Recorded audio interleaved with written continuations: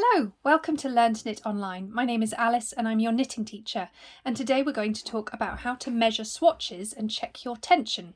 Now I know that's quite a few knitting expressions in one sentence, so let's break that down.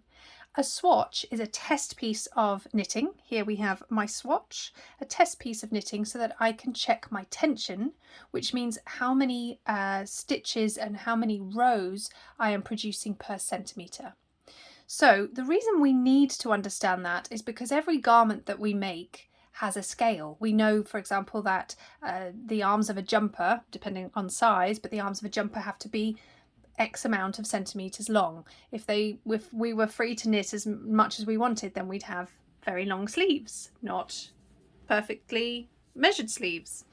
And so it's really important that before we embark on a knitted project that we check our personal tension, that we are parallel with the ratio that the pattern is asking for. So the best way to do this is to knit a swatch and check that, you know, how many stitches and how many rows, how many centimetres worth of stitches and rows we produce with the needles that it suggests. So let's just explain that in another way. Here, for example, is the yarn that I was working with. It says here in a suggested tension of 22 stitches and 30 rows. It's always a given that what it's indicating here as a suggested tension is these numbers should make, if you use the recommended needle size, which is a 3.75 or a 4mm needle, that should produce approximately a 10 by 10 centimetre square.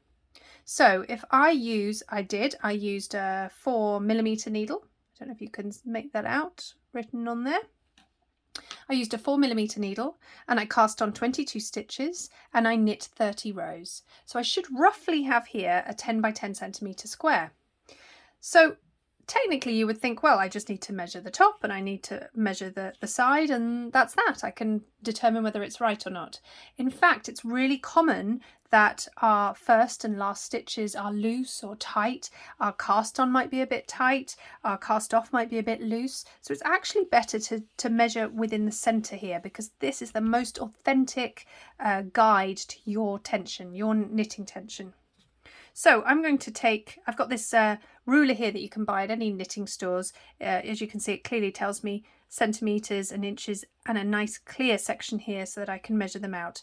So firstly, I'm going to pick roughly in the centre and I'm going to work out how many stitches gives me 1 centimetre.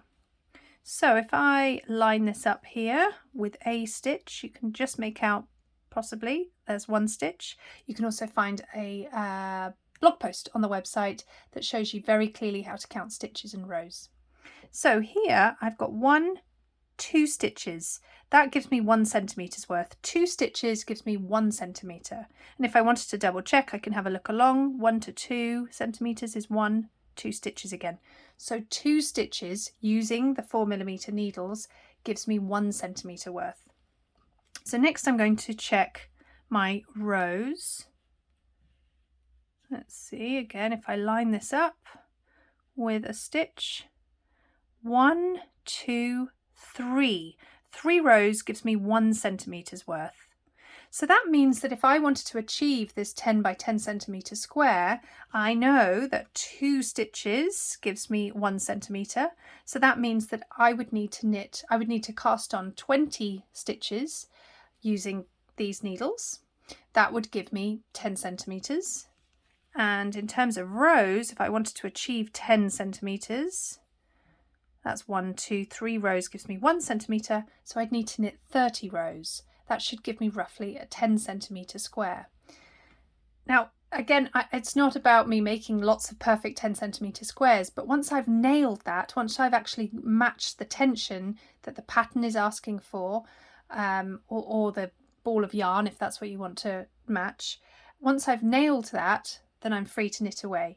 So in this case, it looks like I'm probably going to come out a bit short because let's check what the tension says again. 22 stitches should give me 10 centimetres. Well, for my tension, we can see that actually 20 centimetres is going to give me 10 centimetres. And in the case of rows, 30 rows should give me 10 centimeters, and yes, I am 1, 2, 3 rows to 1 centimeter. So therefore 30 rows will give me roughly 10 centimeters. So what am I going to do about this extra two stitches? Well, I'm going to change my needle size, because we can't knit looser or tighter. If my swatch here had come out much smaller, then I can't knit looser. I can't maintain that for the entire way of me knitting a scarf or a hat or a jumper or socks or whatever it may be. It's just not fun. That's not my natural rhythm of knitting. So what I'll do is change my knitting needle. So if it had come out too small, then I would go up either 0.5 millimeter or 1 millimeter, or maybe a couple of millimeters. It depends on how much smaller it had come up. Whereas if it had come out too big, much bigger, then I would go down needle sizes. And obviously this means that I would have to re-swatch again with a different needle size until I've matched it. But roughly, I'm pretty much there. So therefore I would probably go down 0.5 millimeter size of needle, and I'd probably be absolutely fine. And let's just, for argument's sake, let's just measure my full swatch and see. So yes, that's interesting. Look, lengthwise, I've actually got around 11 centimeters. So that's about 1 centimeter too big. And widthwise, I'm a bit too small, as we knew I would be. So yeah, I would probably go down 0.5 millimeter in a needle size, knit up another swatch, and then measure that again using the middle, making a centimeter or a 2 centimeter measurement, and then scaling up to achieve the 10 by 10 centimeter tension that has been suggested.